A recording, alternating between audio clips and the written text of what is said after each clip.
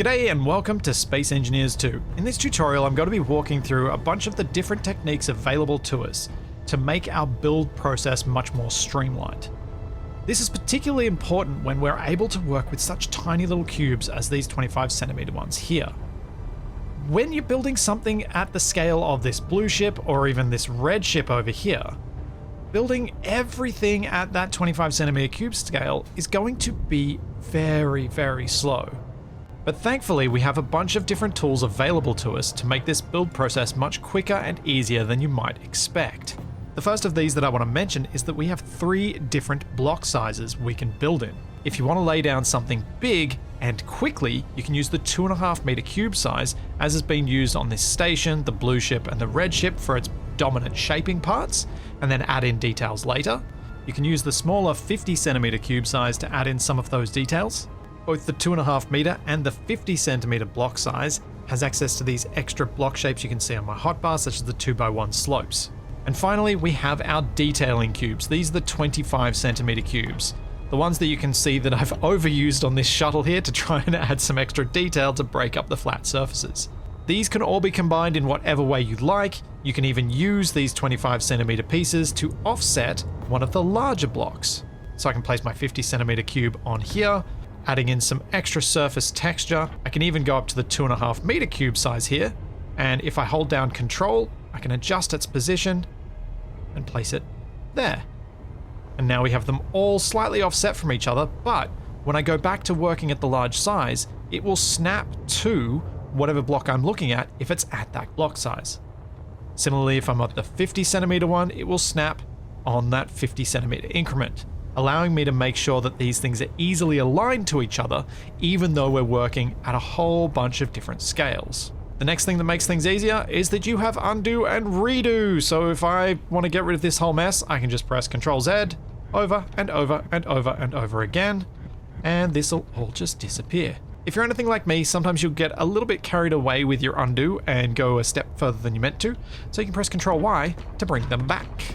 The undo and redo functions will cover 20 steps of building. So because I placed these cubes one at a time, it will go back 20 of the cubes. If I place a plane or a line, it will go back that whole plane or that whole line for each step. So you can have 20 planes or 20 lines or 20 individually placed cubes, or any mixture of the above. Unfortunately, it won't cover you if you accidentally split your grid in 2, as I can't undo that last action.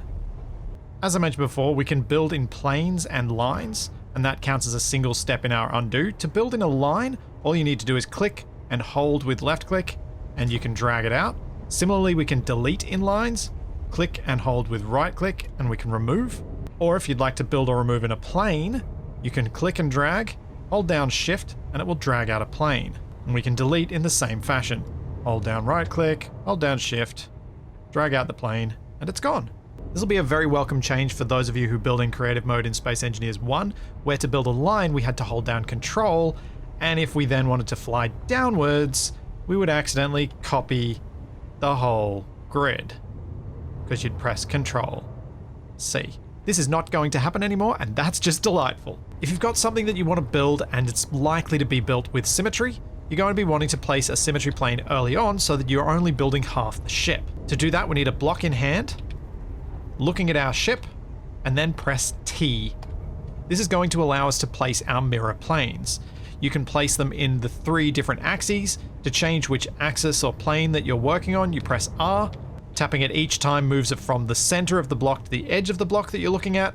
For this ship, we're going to be wanting it running down the middle, but if this ship was an extra 25cm cube wider, we may want it on the middle of one of these 25cm cubes. To do that, we're going to need to look at the end of one of these blocks so that the plane is cutting it in half.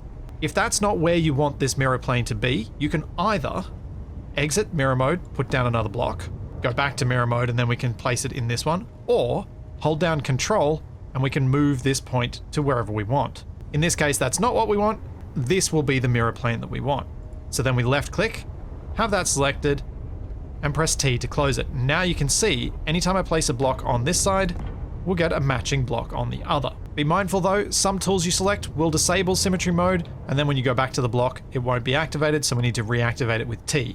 If you happen to place a mirror plane where you didn't want it, you press Control T and we can then move it to a different place. Change which planes are active, as we can have 3 active at a time. Now to remove these planes, press Control T. We want to place the red one there. Press R so we can get the green one, right click. Press R so we can get the blue one, right click. And now we just have the red mirror plane. Press T and we can go back to building. The next thing I want to look at is one of the best tools we have available to us now for being able to build things much more quickly and to be able to reuse detailing elements that we've created previously and really liked. I want to add some extra thrusters to this mining ship, and I think I've got something that's about the right size. We may need to expand a little bit, but we'll see.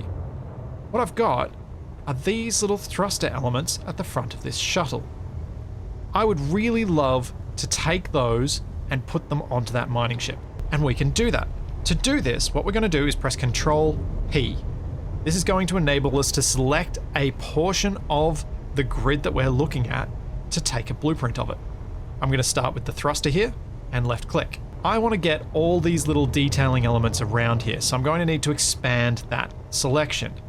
We can expand the selection by simply using our mouse wheel, but that's going to grab a whole lot of the extra blocks around here. So I'm going to bring that back down to just the thruster size, and I'm going to expand it a bit more carefully. If we hold down Control and then select a direction, we can pick a particular face to expand from. I'm going to expand on the right and we'll mouse wheel up. Expand on the left with A, mouse wheel up. Expand to the rear. Make sure this is going all the way back. If we release the Control key, we get our movement controls back. And then we expand this out. Make sure it's got everything. Oh, no, we need to go down a bit. That's going to be Control S. And now we should have everything. We can then click. And look at that. We've got our thruster unit. So I can take this and I can put this straight onto this ship. I can rotate this with the same controls we have available to us with a standard block placement. I can also hold down Control to move this in the 25 centimeter grid fixed to the particular plane of the block I first start on. If I didn't like the placement, just like with the blocks, we can press Control Z and undo that. But now I want that back. I want to be able to use that again. We can press Control V because it's still in our clipboard. But if we want to make sure that we don't lose this, we can place it in the world, press Control B, then click on it again, and we can create a blueprint of it. And I'm going to call this thruster module. Save. I'll go to my second hotbar with Control 2, press G, and navigate to blueprints. And I now have my thruster module, and I can drag it onto my hotbar. This way, I can bring out this thruster module whenever I like, and just place it straight from my hotbar. These blueprints from our hotbar can be placed down with the same tools we use for blocks, even dragging them out, and symmetry mode. Wham. Instant extra thrusters that kind of almost work with the shaping that's there. We can get rid of this floating one by pressing Control X, and our mining ship is now quite a bit more speedy. You can take any element from a ship that you'd like. Say for example, I really like these little antenna shaped pieces. I can go Control P, start from there, make sure I expand all the way forward, down to the right height, make sure it all fits in. Yep, cool. And now we've got this element, which I could take over to my red ship and add on here. It's not quite placing where I want it to though, because it's snapping to the large grid. So press Control, and then we can slide in the 25 centimeter grid. And I want this to place right there. And you can see how quickly we can build up the extra detailing elements on our ships. The sort of ways that I expect to use the ability to place blueprints onto my hotbar is for things like this little module here that I've made to look like a kitchen, which is actually a collection of a whole bunch of different blocks. Because if I can place that as a blueprint, I can now put a kitchen looking thing in all my builds. I can put a bed looking thing. I can put shelving, lockers looking things. I can create corridors for stations. I can create segments that can go together and I can use in all sorts of different ways. And I can create in a very easy way a design language that suits my style and allows me to put together a new ship that looks similar but still different much more rapidly. And I'm really excited for building up that collection of modularized blueprints so that I can build something new that quickly. A big thank you to Keen for letting me have access to this build early so that I could learn a few things and hopefully have shared some useful tips to help you guys get started building a lot more quickly. Their release stream will be on their YouTube and Twitch channels in a couple of days after this video comes out, and then you can expect a whole lot more Space Engineers 2 content and Space Engineers 1 content from me. So there's all that and plenty more to come, and I will see you then.